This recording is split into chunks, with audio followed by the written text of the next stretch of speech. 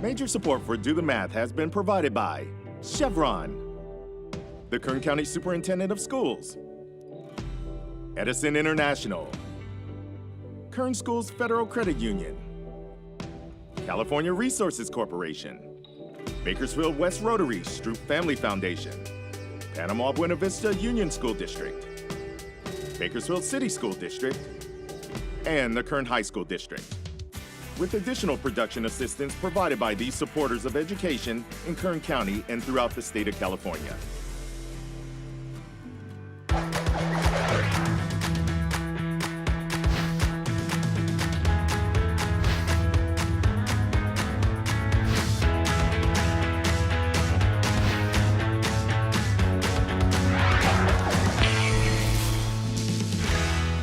Hey, we're live here at DreamMaker's Bath and Kitchen, so we can do a little math in the real world. We're so pleased to have Patty and Everett with us. Patty, thanks for your time. Oh, welcome. And We're Everett, excited thanks so to much for have your you all time. here. Thanks for coming in. Awesome. Tell us a little bit about this place. How long has DreamMaker been open here in Bakersfield? We have been in this location open for 16 years. Okay. We're actually a franchise All right. company, Yeah. but Everett has been remodeling since 1983 in Kern County. Oh, all right. So definitely got some experience there. So what were you before you were with this franchise? I was a general contractor building houses, remodeling everything in sight, and on Yeah. the East Coast I was building things like the Chesapeake Bay Bridge Tunnel and high-rise buildings, and Whoa.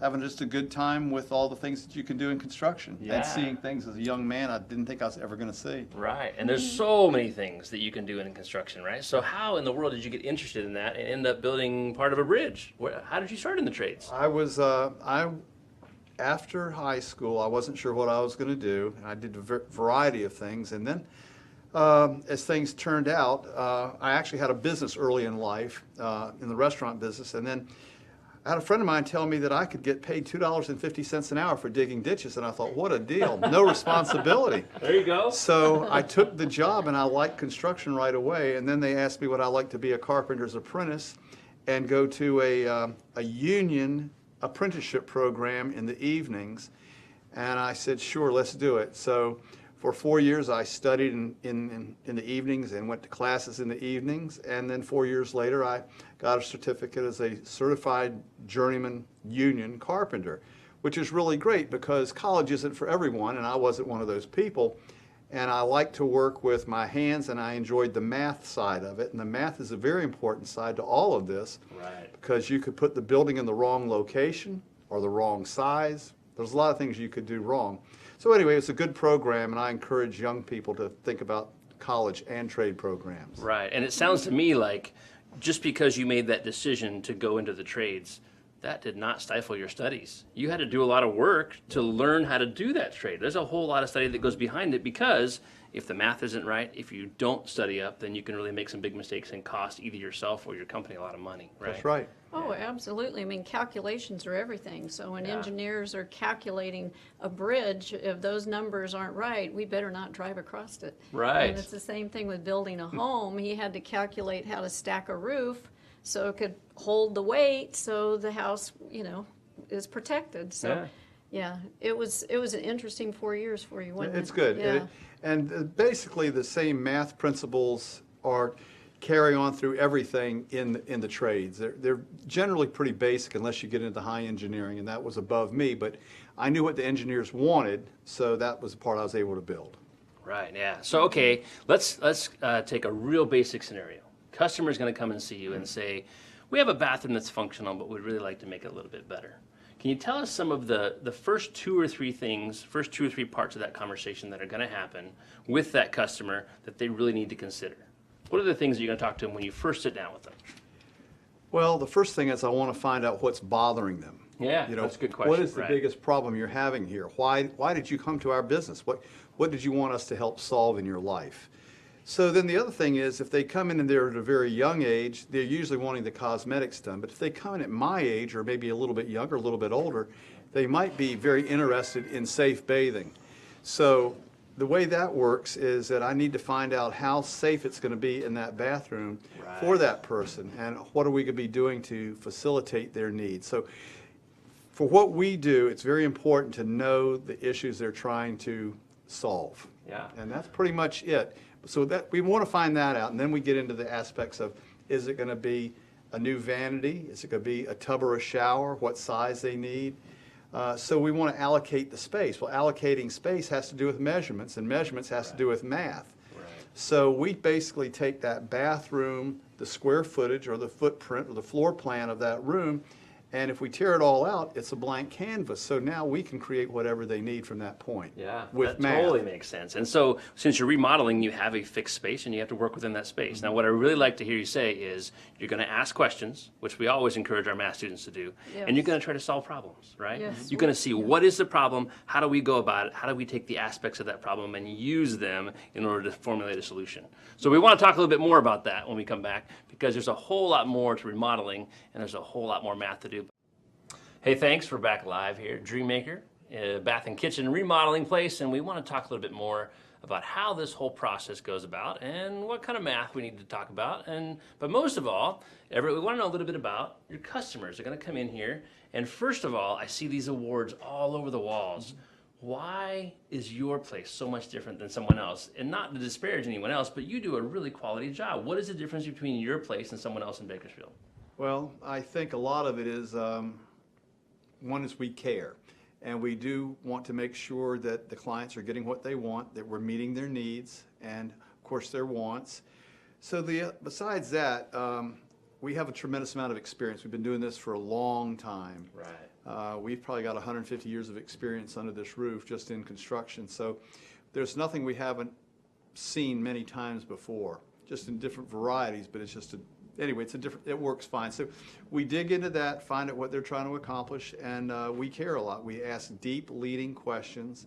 We ask questions in such a way that we can actually figure out, this is the top of the funnel, this is the bottom, and here's all the things that can take place, and what comes out of the bottom of the funnel, which is a small amount, is what they've specifically asked for. Right. So they really are getting personal service here, and they're really getting a personal model of exactly what they're asking for, and that comes from asking those questions. And that's a great strategy for students in the classroom too, right? They can ask those specific questions to get down to an answer. That's right. Yeah.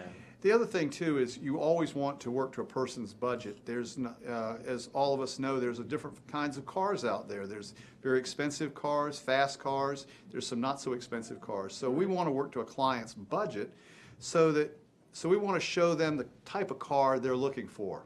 Right. We don't want to show them the Maserati if they're after just a nice Chevy or Ford. Yeah. So, okay, let's say that without even working with the specific numbers here, let's say I have a very moderate budget. I'm not going to go super high end, but I also don't want the cheapest. If I wanted to redo my bathroom, where in this room would you start, do you think? Well, if it's a complete bathroom remodel, we're probably going to want to talk first about where they're going to bathe. Is it going to be a Right. tub or is it a shower? Right. It's important to have a bathtub some part of your house because there's always bathing of little children. But, or pets, right? Or pets. Dogs, yes, Or that's pets. always something. Yep. You can always put the pet in there. That's right. But more people are leaning towards shower these days. Yeah. So we have a variety of showers that Sure, we let's take can a look. do. This particular shower replaces a 60-inch a number, 60-inch by 30-inch bathtub with a left-hand drain. Right. So you might have a situation where grandma is going to come to live with you and she can't hurdle the side of the tub. So we're going to pull that old tub out and the old tile and we're going to replace it with this. Yeah. Now this product comes out of Boise, Idaho, and they're engineered by some fine German engineers.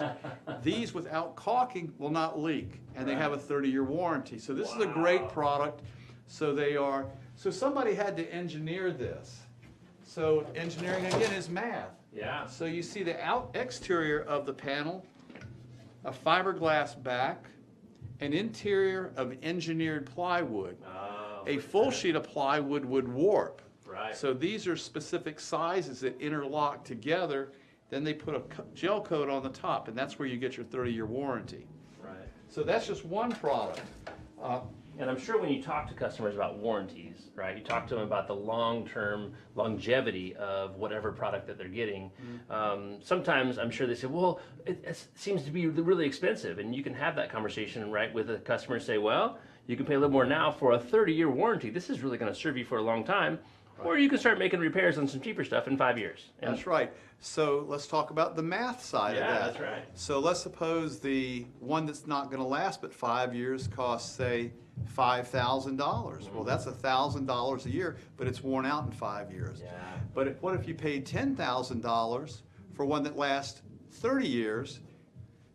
$300 a year, is that right? Right, Something like yeah, that? yeah, a lot So very different. inexpensive to have that nice new shower that's going to take care of your grandmother for years to come. Yeah, and a really important conversation to have to make sure that customer knows exactly what they're getting and you're answering their questions, right? This isn't your bathroom, this is the customer's bathroom, and you have to figure out what they want specifically. That's right. And I think it's important, since we're talking about math, to understand that this particular company, they only make specific sizes. They might make a 36 wide by 36 deep, or they might make a 36 by 42, or they might make them 42s, 60s, 72s, whatever they might be, but they're specific sizes. Where this company right here, even though we're showing a variety of colors, I custom draw what they want their shower to be of any size.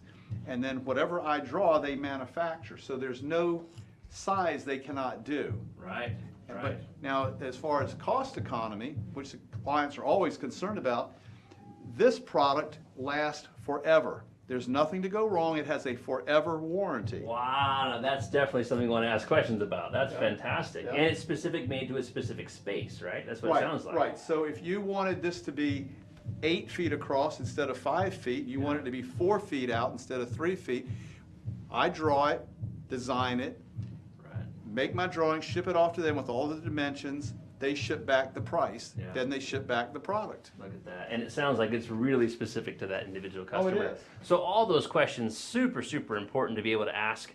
And I know that as we go about solving math problems, it's the same way. We've got to ask questions and know exactly what we want, exactly what we're looking for in a specific problem, and being able to have that hourglass or that funnel go all the way down to a solution at the bottom.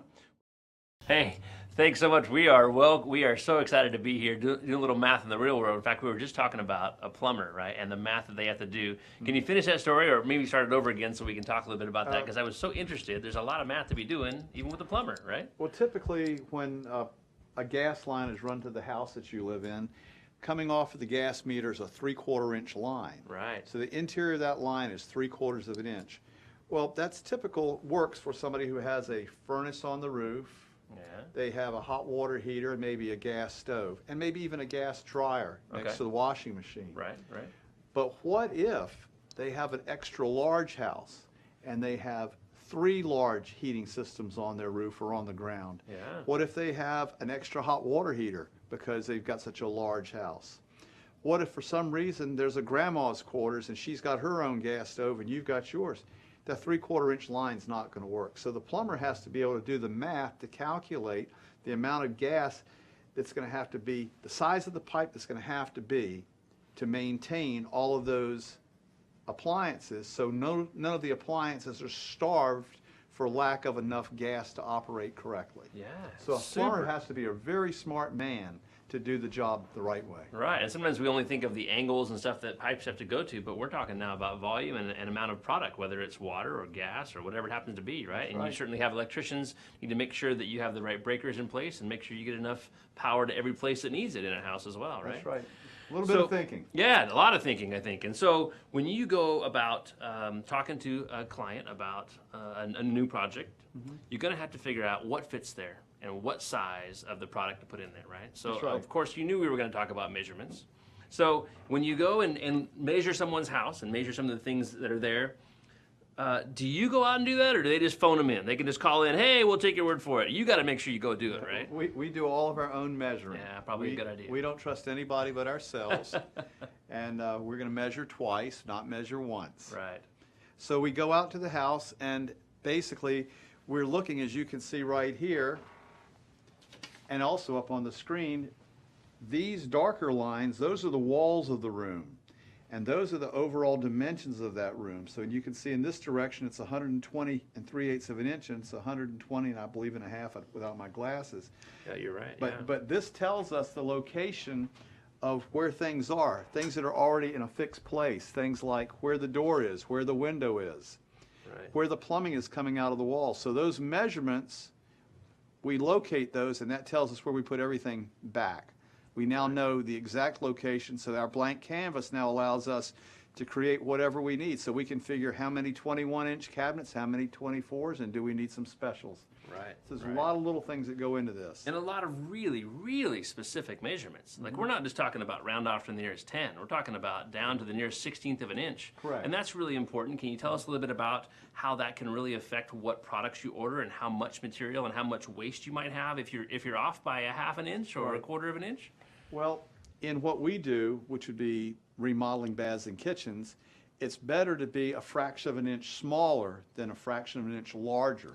Okay. Because if the walls are, say, 10 feet and, 0 fractions of an inch, just 10 feet even, and we order cabinets that are 10 feet and 1 inch, then how do we get rid of that 1 inch? We're not have going to a move the problem. wall. Yep. So we want to make sure our measurements are correct. So it's better to be a fraction of an inch smaller, and we can work with that. Right. So measurements are very important. Very important, yeah, and you got to make sure it all fits in there. And then what are some of the questions that you would ask a client if they say, I want all this stuff, and you say, well, the numbers are not going to add up. You're not going to be able to fit all those things in there, right? We talk about function again, maybe you have a product that can substitute for another one instead. Do you have those kind of conversations? We do that, but it rarely happens that way. Usually what they do is they say, this is the bathroom, so we go measure it, and they tell us what their wants and needs are. And so with that, we know how many sinks. Maybe they need 2 sinks, 1 Right. bathtub, 1 shower, and a toilet in a private area behind a door.